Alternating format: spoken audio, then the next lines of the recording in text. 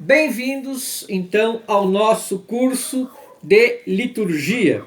Nesse curso, então, nós vamos começar, então, nesta aula, a segunda parte sobre o que é a liturgia. E vamos ver, então, um pouco hoje sobre história da salvação e liturgia.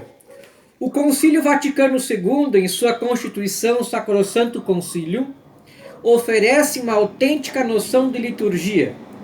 É importante a gente compreender ela, pois de certo modo ela se liga à autêntica noção de cristianismo e de vida cristã.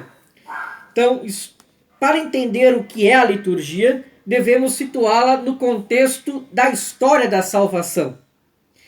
Esta tem sua origem no plano eterno do Pai, antes da criação do mundo. Ele viu e chamou todos os homens à plenitude da vida mediante seu Filho, num ato de amor totalmente gratuito. Nós podemos ver isso na carta de São Paulo aos Efésios, capítulo 1, versículo de 3 a 6, na primeira carta de São Paulo a Timóteo, capítulo 2, versículo 4, e na segunda carta de São Paulo a Timóteo, capítulo 1, versículo 9. Este mistério escondido desde os séculos foi sendo aos poucos revelado no tempo da promessa, que é o Antigo Testamento. Deus falou aos patriarcas e profetas, muitas vezes e de muitos modos, anunciando-lhes a definitiva aliança a ser travada em Cristo. Pode-se dizer que a promessa não se dirigia apenas aos justos do povo de Israel, mas estendia-se a todos os homens a quem Deus falava por meio da religião natural. O Criador se fez e se faz presente e é reconhecível a todos os povos de qualquer época, mediante a voz da consciência e o testemunho do cosmo, que fala da sabedoria e fala também da grandeza do Criador.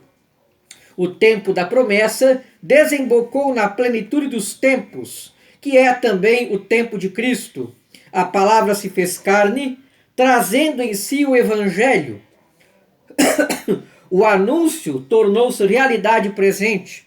Jesus Cristo, oferecendo-se ao Pai como novo Adão, reconciliou os homens com Deus e selou com o seu sangue a aliança da criatura com o Criador.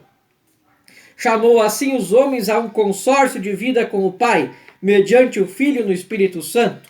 A salvação outrora anunciada tornou-se salvação efetuada ou realizada. O tempo de Cristo se prolonga no tempo da Igreja, que é também o de Cristo em seu corpo místico.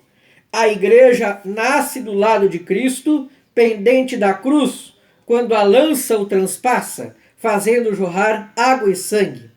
Estes dois elementos são figura dos sacramentos, dos quais o da água, o batismo, e o do sangue, a Eucaristia, são os principais. São os sacramentos que fazem a Igreja transmitindo a vida eterna do Pai, que se encarnou na humanidade de Jesus e se estende até nós mediante o corpo da Igreja, na qual a água do batismo e o sangue da Eucaristia nos comunicam a vida de Deus.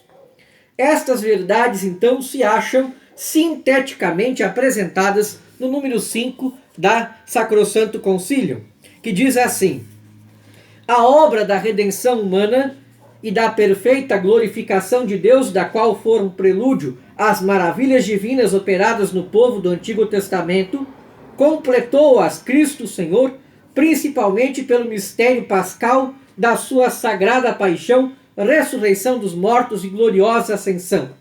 Por este mistério, Cristo, morrendo, destruiu a nossa morte e, ressuscitando, restaurou a nossa vida.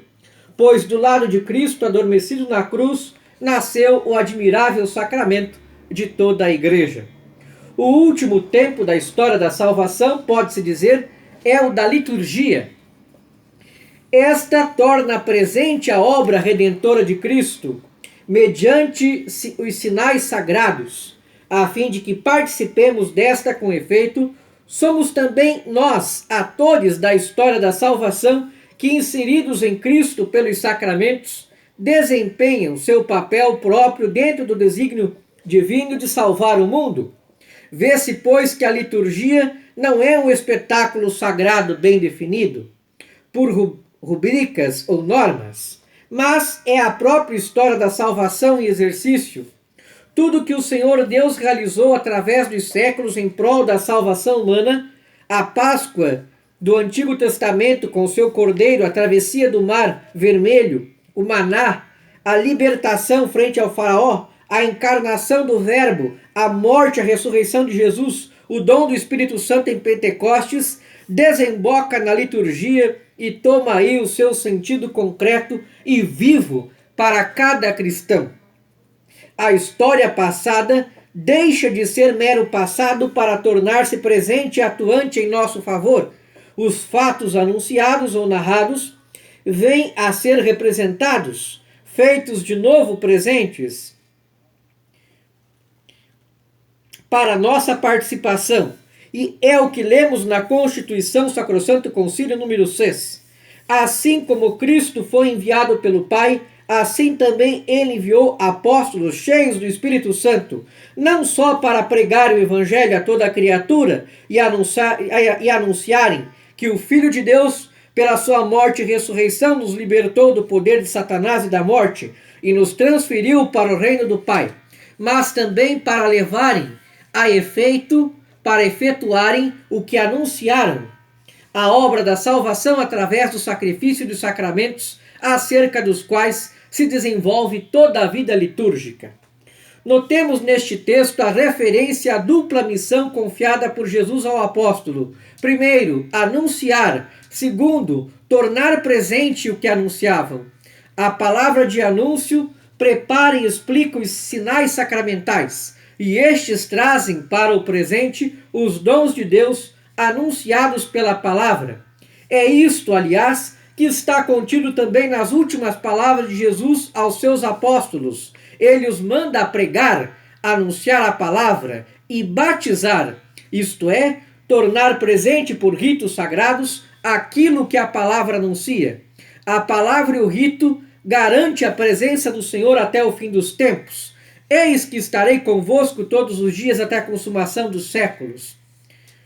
O texto da Constituição continua referindo-se especialmente ao batismo e à Eucaristia. Diz: assim, pelo batismo, os homens são inseridos no mistério pascal de Cristo.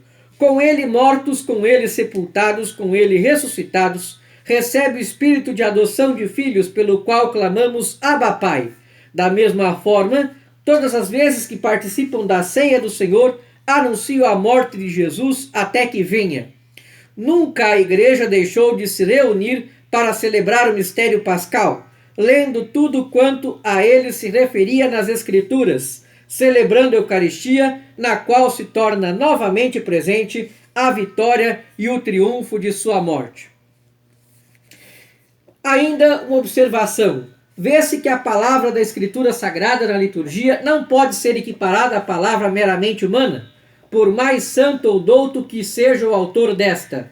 A palavra de Deus, justamente porque é a palavra de Deus e não palavra meramente humana, participa da eficácia do próprio Deus. É um sacramental que anuncia e torna presente o que ele anuncia. Os gestos rituais concretizam as palavras e as palavras explicam ou interpretam os gestos. Então, na nossa próxima aula, vamos continuar estudando o que é a liturgia, estudando liturgia, exercício do sacerdócio de Cristo. Muito obrigado pela sua atenção e até nossa próxima aula.